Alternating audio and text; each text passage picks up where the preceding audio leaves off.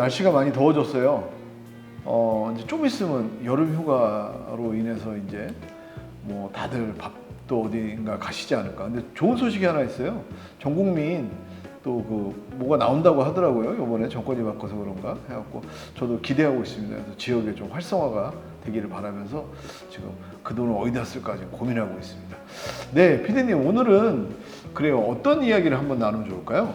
토지보상하는데 예. 어떤 사람들한테 도움을 받는 게 좋을까요? 야, 오늘 말씀 잘하셨네.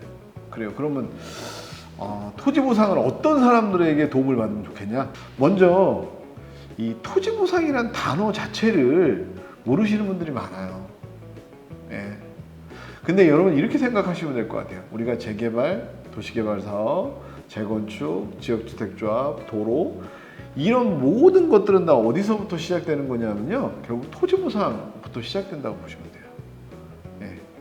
그래서 우리가 그 분수하고 막 방정식 하잖아요. 사칙 연산을 알아야 계산을 할 수 있는 것처럼 토지보상을 알면 여러분들께서 아마 요즘에 유행하는 경매가 됐든 무엇이 됐든 훨씬 아마 여러분들이 부동산 관련돼 갖고 하시는 데 있어서 참 많은 도움이 되지 않을까 생각을 합니다.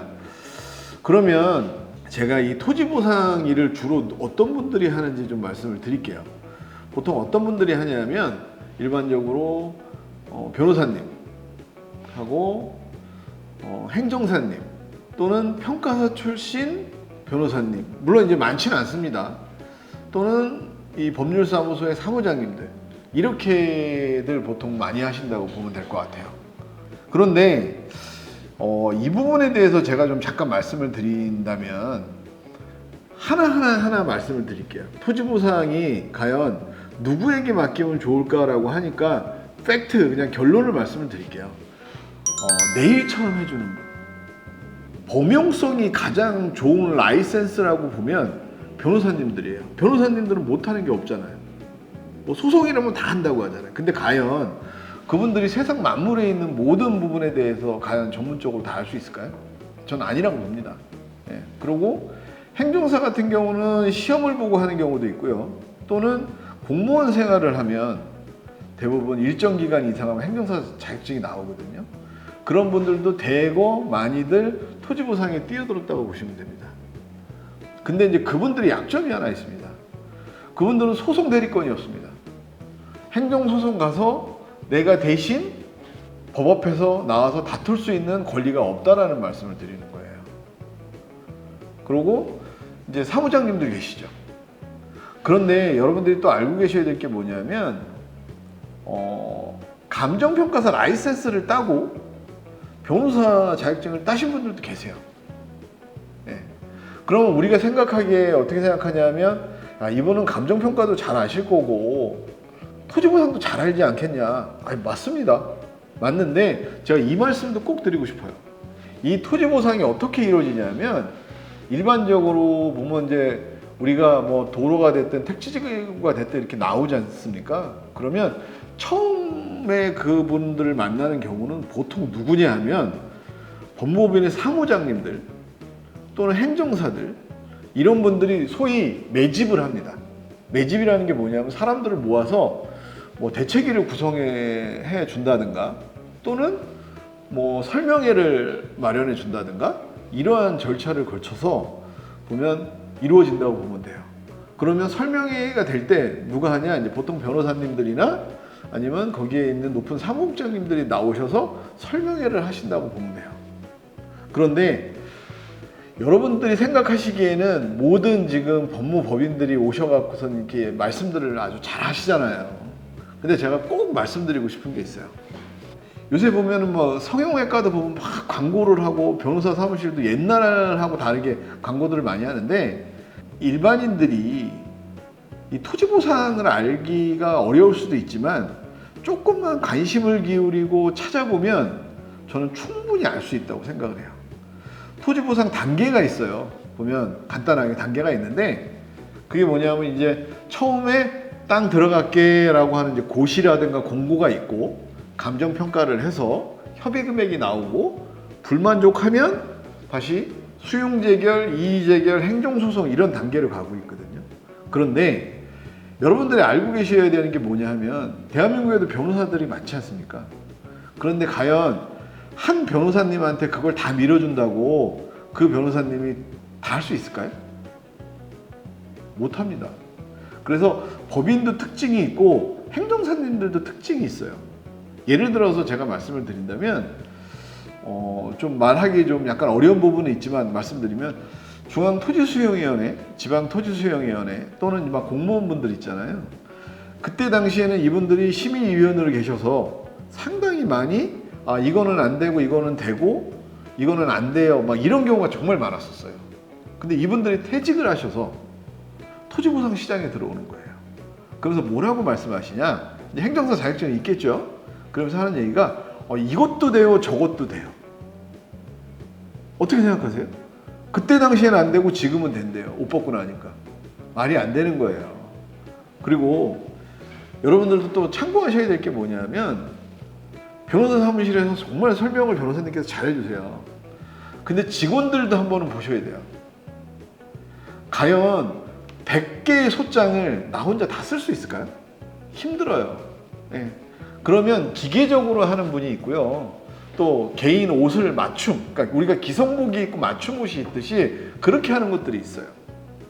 예. 제가 볼 때 토지보상은 문제가 없는 것도 문제점을 찾아내는 게 전문가라고 생각하거든요. 문제가 없는 걸 문제를 찾아내서 그거를 현실화시키고 그로 인해서 토지보상을 증액시킬 수 있는 사람이 전문가예요. 모든 땅이 그렇다는 건 아니에요. 그렇다면 우리가 50개, 100개, 200개 되면 통상적으로 어떠냐면 모 법인 같은 경우는 아예 매뉴얼이 있어요.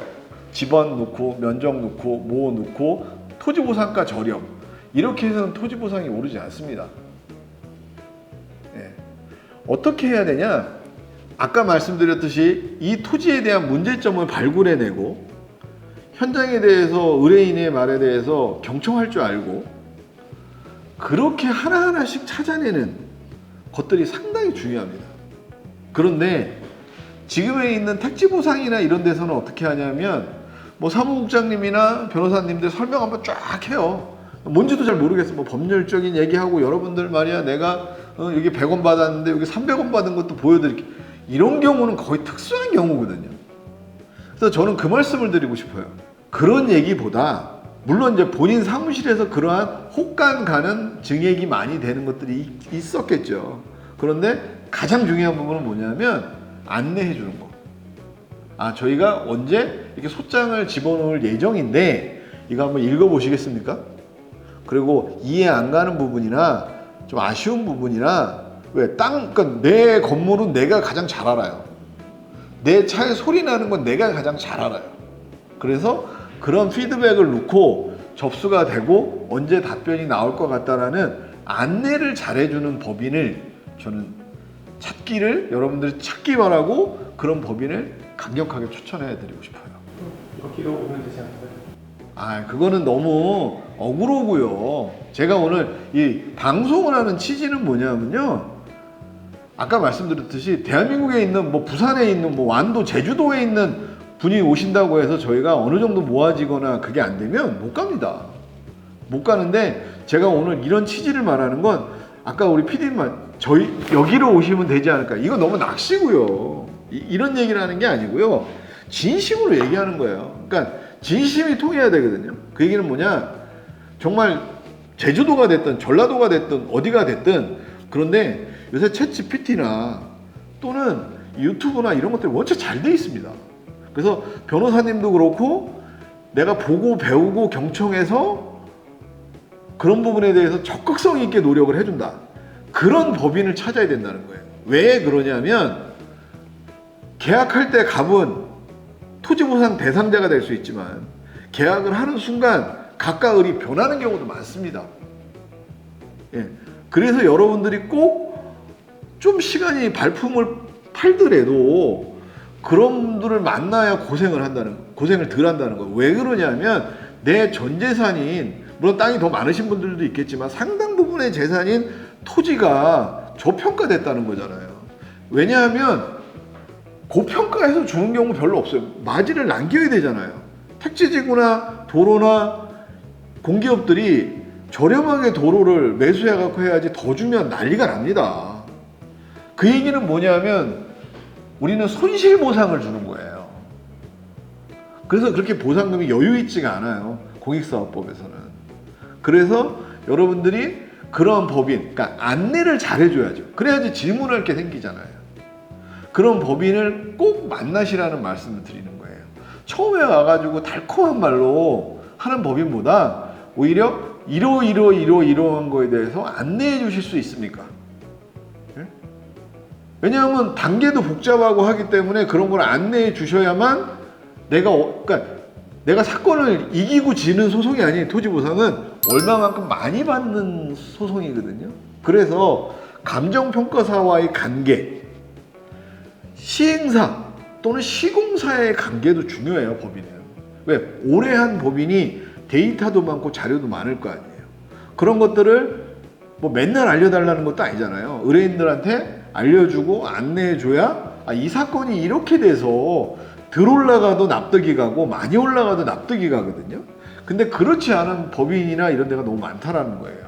그리고 아까 행정사님 말씀을 잠깐 드리면 행정사님들이 뭐라고 말씀하시냐면 물론 아까 같이 LH라든가 중토이라든가 뭐 이런 데서 오랜 기간 업무를 하시고 나와서 하시는 분들도 있어요. 노하우도 많으시고 있는데 또 반대로는 뭐가 있냐면 저희가 수용재결, 이의재결 도와드릴 테니까 저희하고 잘 함께 뭐 협업하고 있는 변호사님을 소개시켜 드릴게요 라는 얘기는 반대로 무슨 내용이냐, 내가 일을 하다가 다른 사람한테 넘겨준다는 거랑 똑같은 내용이에요. 그래서 여러분들이 오해 없으시기 바란다는 말씀 드리고 싶어요.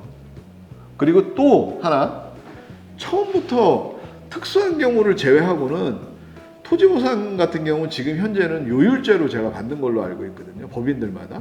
그런데 처음부터 뭐 착수금을 과도하게 요구한다든가 아니면 뭐 적정한 비용을 주고 토지보상을 수임하면서 법인들이 통상 일을 하거든요. 근데 그 비용이 현저하게 다른 것보다 낮다든가 또 현저하게 비싸도 문제가 되겠지만 현저하게 저렴하다는 건 여러분들이 꼭 한번 생각해 보실 부분인 것 같아요. 우리가 LG 쓰고 삼성 쓰는 이유가 뭡니까? 예? 결국은 그 제품이 주는 브랜드 인지도와 AS 때문에 쓰는 거잖아요. 그렇기 때문에 여러분들이 행정사무실이나 이런 데들도 언제부터 일을 했는지, 과연 이 사무실이 전통성이 있는지, 또 얼마만큼 AS가 되고 안내가 되는지, 이런 점에 대해서 꼭 여러분들께서 생각하시고 선택하시길 바랍니다. 여러분들 딱 세 가지만 말씀드릴게요. 첫째, 돈만 보지 마세요. 이건 뭐냐면 수수료가 저렴하다고 무조건 그쪽으로 갔다가는 손해보는 경우가 많습니다. 두 번째, 전문성과 태도를 보세요. 경력도 중요하지만요, 그 사람이 오랜 경력 하는 것도 중요하지만 내 일에 대해서 귀 기울여주는 사람인지 꼭 확인하시고 그에 대한 피드백이 있는지 꼭 확인하세요. 제가 지금 두 번째 뭐라고 말씀했죠? 전문성과 태도를 보시라고 말씀했잖아요. 세 번째, 감언이설, 다 돼요, 문제 없어요만 외치는 사람은 오히려 독이 될 수 있습니다. 이 말씀을 여러분에게 꼭 말씀드리고 싶어요. 처음에 이 사람 괜찮다고 생각했는데 네. 중간에 되게 바뀌고 네. 말이 바뀌고 네. 그렇게 되는 게 심한 사람은 중간에 어떻게 바꿀 수는 없나요? 바꿀 수 있습니다. 네, 근데 이제 위임 계약사항을 보셔야 될 것 같아요. 그래서 위약금이 있는지 없는지를 파악을 하시고요. 계약에서 그런 안내가 안 되면 이 위약금은 넣지 말자 하시고 그렇게 진행을 하시면 될 것 같아요. 계약하실 때. 예. 왜냐하면 안내를 잘 해주시고 갔으면 그럴 필요가 없겠죠. 근데 이런 경우도 있죠. 열심히 했는데 생각보다 많이 안 올라갔어. 그런 경우에는 비용을 주고 바꿀 수 있겠죠. 어디선가 그런 공공기관, 네. SH나 네. LH나 그런 데 출신이었다가 이런 법무사로 오시고 하면 도움이 되나요? 그런 분들이? 그러니까 업무를 좀 더 깊게 알겠죠.